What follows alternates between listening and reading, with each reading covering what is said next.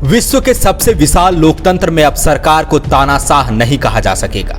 वित्तीय अनियमितता के चाहे जितने मामले सामने आए, कोई नहीं कह सकेगा कि सरकार भ्रष्टाचारी है। देश के अलग अलग हिस्सों में जाकर पीएम और कैबिनेट मंत्री चाहे जितने भी हवाई दावे और घोषणाएं करें, बाद में उसे पूरा ना करें, लेकिन कह नहीं पाएंगे कि सरकार जुमलेबाज है। ये बातें हवाई नहीं है, बल्कि संसद के मानसून सत्र के लिए सचिवालय की गाइडलाइन में ये दिशा निर्देश सांसदों के लिए जारी किया गया है।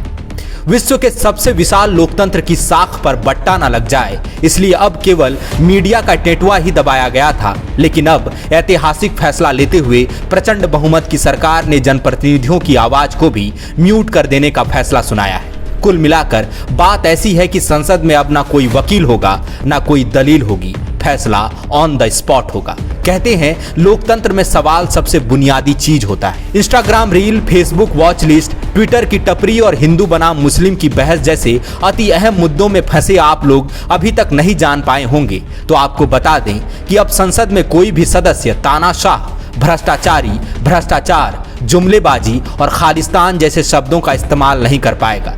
किसी को इसकी इजाजत नहीं दी जाएगी। ये शब्द अब असंसदीय होंगे। संसद में इन शब्दों का इस्तेमाल पाप समझा जाएगा और इसे रिकॉर्ड से हटा दिया जाएगा। यदि फिर भी किसी ने विश्व के सबसे विशाल लोकतंत्र में प्रचंड बहुमत की सरकार में इन शब्दों का इस्तेमाल कर विश्व के परम श्रद्धेय, यशस्वी और लोकप्रिय प्रधान सेवक की छवि खराब करने की कोशिश की, तो उसे निलंबित कर दिया जाएगा। वैसे कमाल की बात है ना, भारत का लोकतंत्र जनता के द्वारा और जनता के लिए वाले फॉर्मूले से बदलकर कब मेरा वचन ही है शासन में तब्दील हो गया, पता ही नहीं चला। वैसे केंद्र सरकार इस पर भी अपनी पीठ थपथपाकर कह सकती है कि देखो, जो बदलाव बीते 70 सालों में नहीं हुआ, जो काम आजादी के 70 दशक बाद भी नहीं हो पाया था, हमने 8 साल में कर दिखाया। अब जबकि हमने विश्व के सबसे विशाल लोकतंत्र में अपने 8 साल के शासन में सवाल पूछने की आजादी न केवल जनता और लोकतंत्र के कथित चौथे खंबे से छीनी, बल्कि संसद तक में सवाल नाम की चिड़िया गायब कर दी, तो सोचो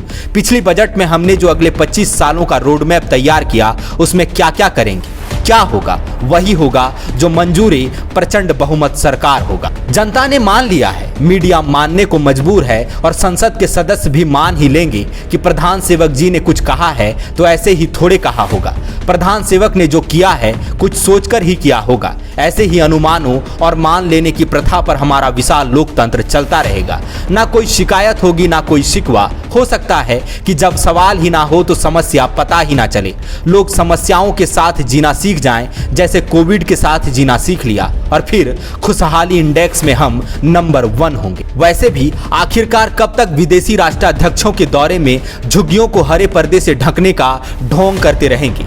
कब तक कोविड में मारे गए लोगों की कब्रों से राम नामी कपड़ा नोचेंगे? डायरेक्ट क्यों ना वहीं आलोचनाएं बंद कर दी जाएं जो सवालों का सबसे बड़ा मंच है। संसद, जहां लाखों का प्रतिनिधि सवाल पूछने बैठता है, यदि उसे ही खामोश कर दिया जाए तो कैसा रहेगा? प्रधान सेवक दूरदृष्टा हैं, वैसे भी उनको इतना सारा काम करना है। भारत को विश्व गुरु बनाना है। प्रधान सेवक पहले ही ऐसा योग कर रहे हैं कि देश सेवा करते हुए उनको सोना ही ना पड़े, इतना सारा काम करना है। वैसे में वे सांसदों के सवाल का जवाब दें, उनकी आलोचना सुने या अपना काम करें। सवालों से रुकावट आती है, ठहर कर देखना पड़ता है, सोचना पड़ता है, सुधार करना पड़ता है, इसमें वक्त जाया होता है। अब जबकि आलोचना ही नहीं होगी, सोचना ही नहीं होगा, तो सरकार खुलकर विश्व गुरु बनने की राह में तेजी से काम कर सकेगी। वैसे लगता नहीं कि तानाशाह, भ्रष्टाचारी, भ्रष्टाचार, जुमलेबाजी जैसे शब्दों के इस्तेमाल की मनाही वाली खबर प्रधानमंत्री और गृह मंत्री को पता होगी।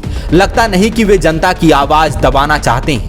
पीएम मोदी ने कुछ महीने पहले ही एक इंटरव्यू में कहा था, मुझे आलोचकों की कमी महसूस होती है, कमियां बताने वाले लोगों की कमी खलती है। गृह मंत्री ने भी कहा था कि हम चाहते हैं ज्यादा सवाल पूछे जाएं। हमने मीडिया के काम में कोई दखल नहीं दिया, ये हमारी प्रकृति ही नहीं है, हमारी आदत में ये शुमार ही नहीं। अब सवाल वही है कि कौन है जो सांसदों को आलोचना करने से रोककर सरकार को बदनाम कर रहा है। बायोम डॉक्टर बनने का है सपना, मगर सही गाइडेंस की है कमी, तो आए बायोम। रांची में सिर्फ मेडिकल की तैयारी के लिए एक बेहतरीन संस्थान, नीट और एम्स की तैयारी के लिए सन 2001 से मेडिकल प्रिपरेशन के लिए सबका भरोसेमंद संस्थान बायोम, हीनू एवं नगरटोली, Ranchi. thefollowup.in. Like, share and subscribe. www.thefollowup.in